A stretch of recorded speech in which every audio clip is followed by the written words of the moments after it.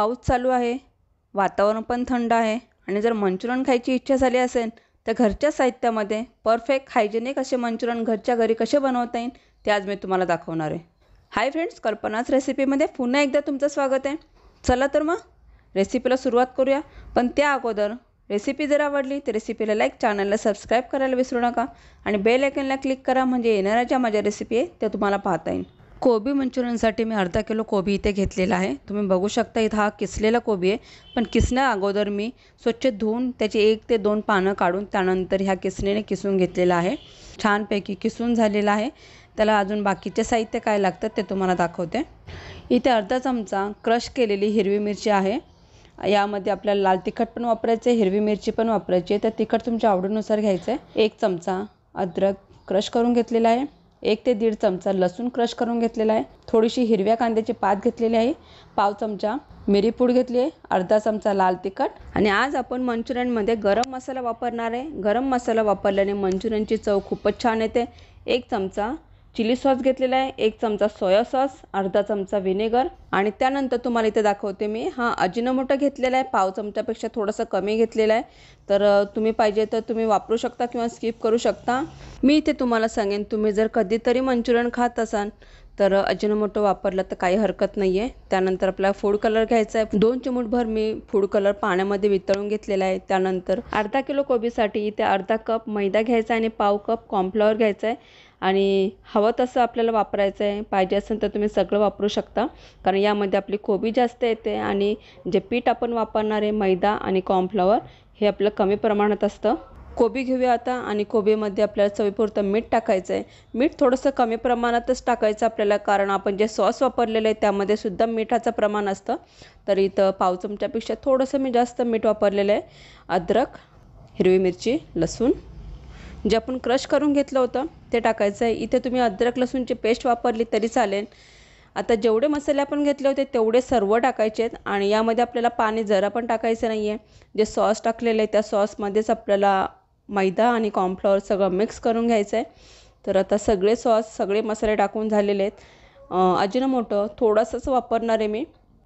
Food colour तुम्ही जर माझी पहिल्यांदा रेसिपी पाहत असाल तर चॅनलला सबस्क्राईब करायला विसरू नका आणि बेल आयकॉनला क्लिक करा, म्हणजे येणाऱ्या ज्या माझ्या रेसिपी त्या तुम्हाला पाहता येईल। कोबीमध्ये जे काय मसाले किंवा पीठ आपल्याला मिक्स करायचे आहे ते आपल्या हातानेच मिक्स करावं लागणार आहे। तर त्यासाठी पहिला हात आपला स्वच्छ पाहिजे आणि त्यानंतर हे मंचुरियनचं बॅटर तयार करून घ्यायचं आहे। तुम्ही बघितलं असेल इथे आता मी मैदा पण टाकलेला आहे आणि कॉर्नफ्लॉवर पण टाकलेलं आहे। तर इथे मी तुम्हाला सांगेन, कॉर्नफ्लॉवर आपल्याला कमी घ्यायचं आहे आणि मैदा जास्त घ्यायचा आहे। पण जरी मैदा आणि कॉर्नफ्लॉवर जास्त घेतलं तरी कोबीपेक्षा कमी प्रमाणातच घ्यायचं आपल्याला, कारण मंचुरियनमध्ये कोबीचं प्रमाण हे जास्तच असतं। तर बॅटर छानपैकी मिक्स झालेले आहे, तुम्ही बघू शकता। एक तर मंचुरियन झाल्यानंतर आपल्याला ते फ्राय केले पाहिजे किंवा त्यासाठी एक सॉस बनवला पाहिजे। तर इथे मी तुम्हाला सॉस बनवून दाखवणार आहे। तर त्यासाठी इथे तुम्ही बघू शकता जी शिमला मिरची आहे, फक्त अर्धा शिमला मिरची घेतलेली आहे आणि पूर्णपणे ती बारीक कट करून घेतली आहे किंवा मिक्सरला फिरून घेतली तरी चालेल। जी शिमला मिरची घेतलेली आहे ती 1 चमचा घेतलेली आहे। लसूण क्रश केलेला आहे तो पण 1 चमचा घेतला आहे।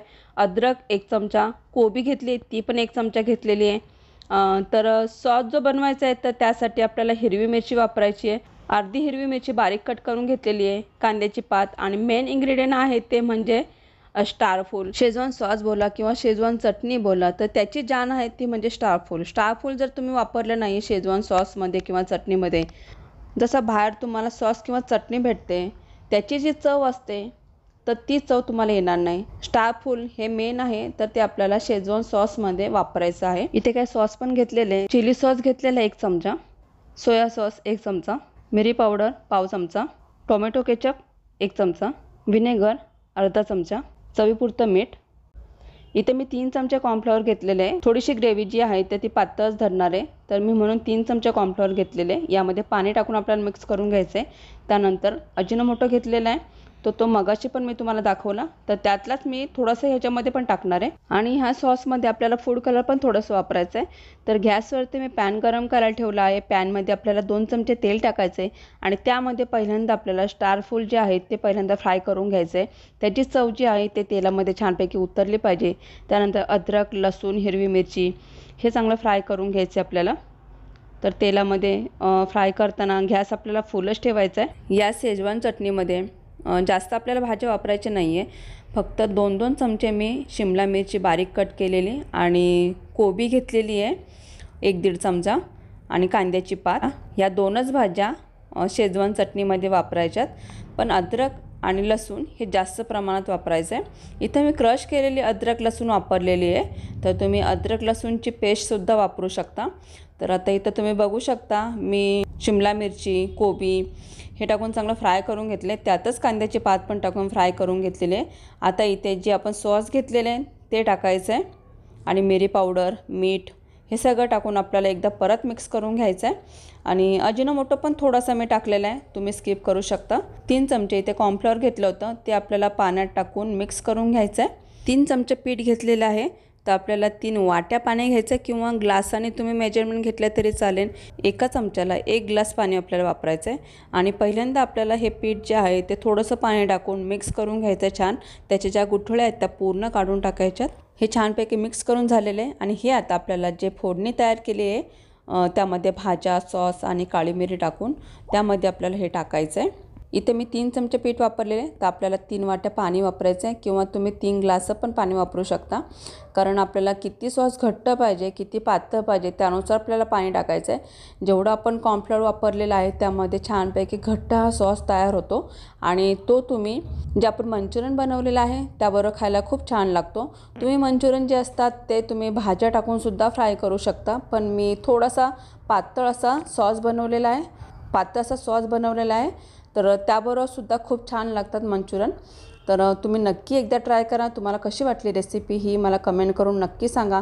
तर तुम्ही बघू शकता यामध्ये मी थोडासा फूड कलर वापरलेला आहे, याने छानपैकी कलर आलेला आहे. तुम्ही कलरसुद्धा वापरू शकता किंवा स्किप करू शकता. जसे अशी याला उकळी येईल तसे तसा हा जो सॉस आहे तो आपला घट्ट होईल, तर आणि कलर पण छान येईल.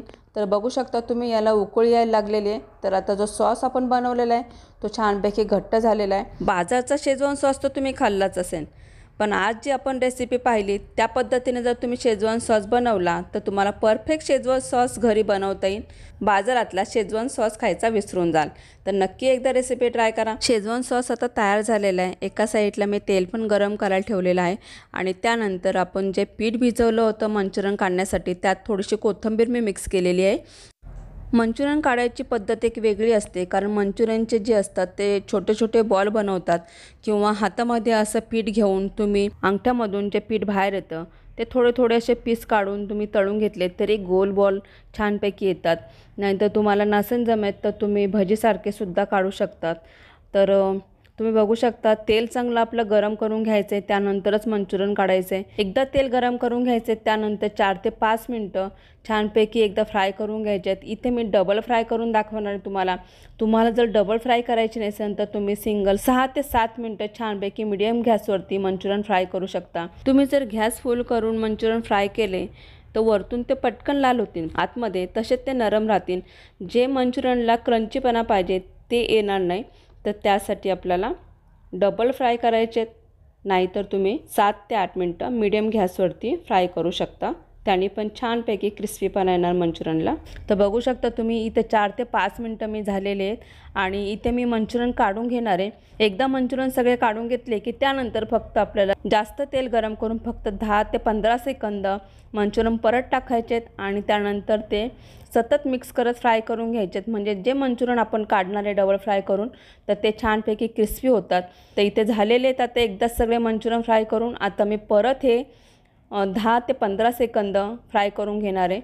तर आता तेल गरम आहे आणि त्यानंतर आता आपल्याला 15 सेकंद मंचुरियन परत फ्राय करून घ्यायचे आहेत. इथे मी तुम्हाला सांगेन जे शेजवान सॉस आपण बनवलेला आहे तुम्ही जर अशा पद्धतीचा मंचुरियन बनवा अगर न बनवा, पण शेजवान सॉस तुम्ही बनवून ठेवला तर तुम्ही राईस बरोबर किंवा चपाती बरोबर कधी पण हा शेजवान सॉस खाऊ शकता. शेजवान सॉस तयार झालेला आहे. मंचुरियन पण आता इथं 10 ते 15 सेकंद मी परत फ्राय करून घेतलेले आहेत. तर आता शेजवान सॉस आणि मंचुरियनची रेसिपी आपली तयार झालेली आहे. तर तुम्ही नक्की ही रेसिपी ट्राय करा. तुम्हाला कशी वाटली मला कमेंट्स नक्की सांगा. रेसिपी जर आवडली तर रेसिपीला लाईक, चॅनलला सबस्क्राईब करायला विसरू नका आणि परत भेटूया अशीच एक नवीन रेसिपी घेऊन. थँक्यू.